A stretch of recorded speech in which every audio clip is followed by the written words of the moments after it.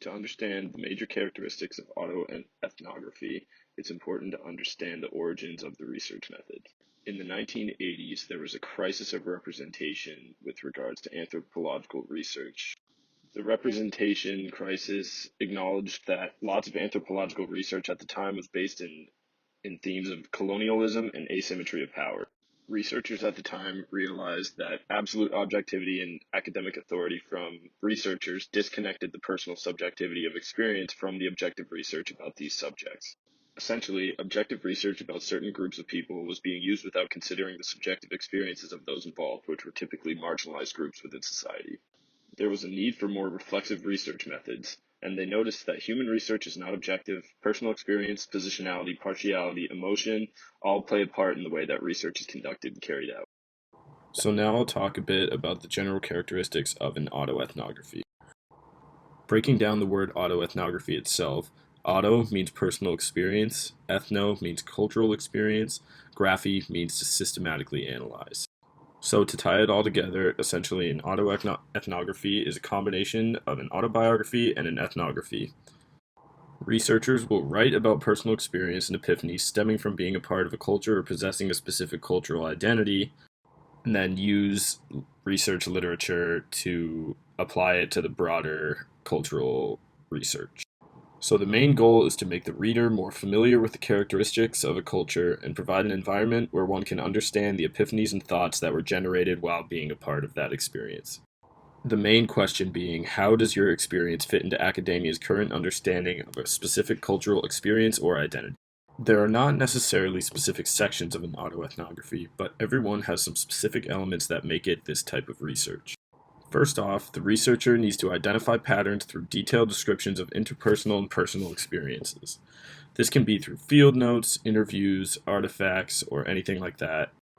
Once specific patterns are identified, the researcher will then go into a description of the patterns in a very engaging way. Most of these are similar to narratives with engaging writing, character development, and a storytelling element. Finally, the researcher will then utilize literature to show where patterns and experiences fall in the larger realm of the research topic. Like I said earlier, there is not a specific template for what an autoethnography should look like, but there are 5 different types that each represent a different way to analyze cultural and anthropological data. The first and most common is a personal experience narrative, where the researchers focus on their own personal experience to explain broader societal issues. With this type, they are their own primary research subject.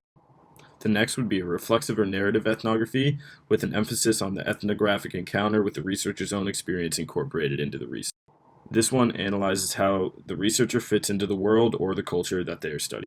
The third type is an autoethnography from below, in which the primary research is the viewpoint of a marginalized group in society. An indigenous ethnography is very similar to an autoethnography from below, but the goal is to change the way that a particular group is understood by allowing their own experience to be used as a primary research method. The final type of autoethnography is insider research, where researchers study a group that they are a part of and use their insiderness as an analysis tool to provide the audience with a better explanation of the culture or topic they're studying. Now we move on to the benefits and limitations of autoethnography. The benefits that autoethnography has on the researcher's perspectives includes participants' observations, informal interviews, conversations done in person or online, and can incorporate the researcher's perspective with the results of the participants. For example, these conversations can be done by email, Zoom, or even phone call. Additionally, the use of self, which is autoethnography, is shown as a therapeutic tool in an interpersonal therapeutic relationship with the clients. For example, psychiatric mental health nurses use autoethnography methods to help understand their clients better. Moving on, subjectivity and personal experience are seen as valuable to the researcher who is seeking to understand how another, which is the client, encounters, understands, and makes meaning of the world. The researcher's perspective is seen as being informed by the characteristics of the researcher's self, which is seeking to work with the client and co-create a therapeutic relationship where the goals are to develop, restore, and maintain the client's health. Also, It can challenge the traditions, values, and beliefs of the researcher's view to aid in the client's health itself. Now for the participant's perspective, it provides them with an ideal context to explore new methods of understanding meaning in their own experiences. When the focus is on the therapy and rehabilitation, completing the task provides a sense of accomplishment and pride to any individual, which helps improve their own self-esteem. Another benefit for the participants is that it has the freedom to express personal experiences and can incorporate their thoughts, feelings, and story to enrich their own autoethnography. Furthermore, the answers that the participants give can potentially benefit others when demonstrating positive influences when doing certain activities. Finally, another benefit for participants is that they will not feel judged for expressing their beliefs, which can make them feel important and respected talking about their experiences. Now we have the limitations. These are the challenges we must consider. Different settings call for different procedures and policies, making it harder to find your voice as a researcher who needs to express their personal experiences to their participants. For example, many universities have procedures and policies that the researcher must follow when conducting an interview, which takes up a huge amount of time. This leads to participants limiting their voice on personal experiences and the freedom to express themselves fully. Also, the researcher has to address the validity concerns that comes with using the autoethnography method to specific populations. Autoethnography forces to rely on existing documents, which becomes a subjective topic where the researcher follows 4 specific ethical principles: accountability, context, truthfulness, and community. There are a few ways that this method is limited.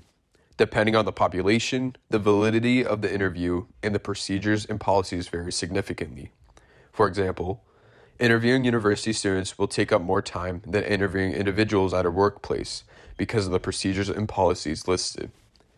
In addition, the scope has 4 ethical principles, which I mentioned above, which were accountability, truthfulness, community, and context. This limitation also entails many ethical questions, which sometimes may be very difficult for the researcher to answer, making autoethnographies a complicated method to follow. This method could be extremely time-consuming if you're interviewing a population where procedures and policies need to be followed before conducting the interview. It is not as time-consuming if the population you are interviewing does not require policies and procedures beforehand.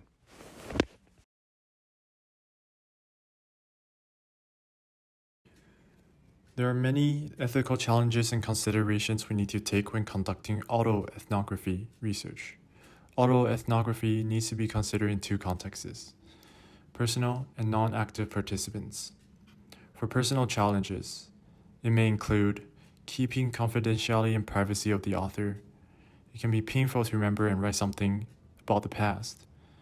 It can hurt the author's reputation when writing about themselves, since it may expose embarrassing topics, intimate information, and stories that may have professional and/or legal implications. For non-active participants, it may include keeping confidentiality and privacy of the participants, group vulnerability, keeping anonymity, and this may be especially hard for smaller communities as it is easier to identify people. Getting and keeping consent, portraying of people, and part of that is experiencing what others in research may be really experiencing and feeling. And this is part of the portraying problem. And if ethics are violated, there may be everlasting consequences, such as backlash from participants or lower credibility for your findings, since it may be hard for others to trust it as it is morally questionable. Some considerations we should take when conducting research include: ensure that research is following the Research Ethics Board, respect for persons, concern for welfare, and justice. 2. Be more comfortable writing about oneself. Be sure that when writing it, you're 100% on board with showing your story to the public. 3. Consent. We must have initial consent and keep reaffirming consent throughout the research process. And this is important, especially when there are participants. We can use a process called process consent, which is checking with the person about how they might be represented. 4. Make verifications through multiple points of views and sources to keep the information legit, especially about non-active participants in research because sometimes people may lie. 5. Keep anonymity, and sometimes we may need to use fiction, for example, faking names and locations, to protect the person or the author to ensure anonymity. 6. Keep any information confidential by placing it in a safe space to ensure that no one exposes any sensitive information. Such space can include a locked safe. 7. Be respectful, inclusive when including participants, and treat everyone equally to allow an environment where people feel welcome and not stressed. 8. Always be mindful of positionality and reflexivity. Always be mindful of who has a position of power and the power that the author of the research article may have about themselves and the people around. 9. We can use self-interrogation and deep reflection and just be responsible for integrity during our research to help us be mindful of our positions.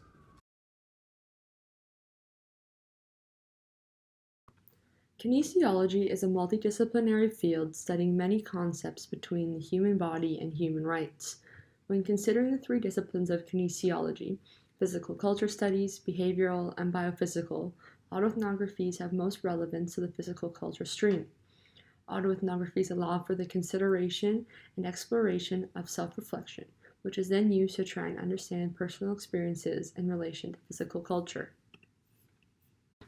In an autoethnographic study by Jones et al. In 2016, they used an intersectional analysis to examine the lived experience of multiple identities, in particular, how they were experienced at intersections within the context of sociocultural forces of privilege and oppression.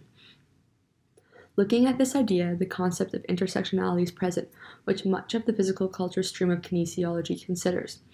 This concept of intersectionality, in a quote by Ali in 2022, accounts for the ways that social locations interact to produce differential outcomes amongst individuals who may share one or some social identities. It also considers that social identity exists as an intersectional set of properties, a quote by Ali in 2022. This is through the identification of different factors like race, sexuality, gender, and more. When an autoethnography is used within research, we hear the I of those studies rather than the author's interpretations of their results. We hear the thoughts, emotions, beliefs, history, and much more of an individual. A quote by Jones et al. In 2016 states, "In the end, their intersectional analysis of autoethnographic studies revealed the difficulties and tensions of defining oneself and living authentically. We are given the chance to learn what shapes their identity and culture and how they have been affected by these factors. So, by looking at intersectionality in relation to PCS and kinesiology, we gain insight into a person's backgrounds, beliefs, and more, allowing for an understanding of their physical culture. Autoethnographies help researchers comprehend physical culture by allowing others to give a story in their own words, helping with comprehension.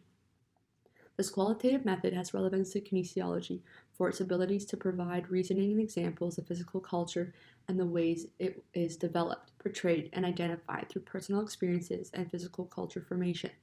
It allows for an explanation of individual experiences and for the consideration of these two, which can aid in understanding of kinesiology in more than a biophysical and psychosocial sense.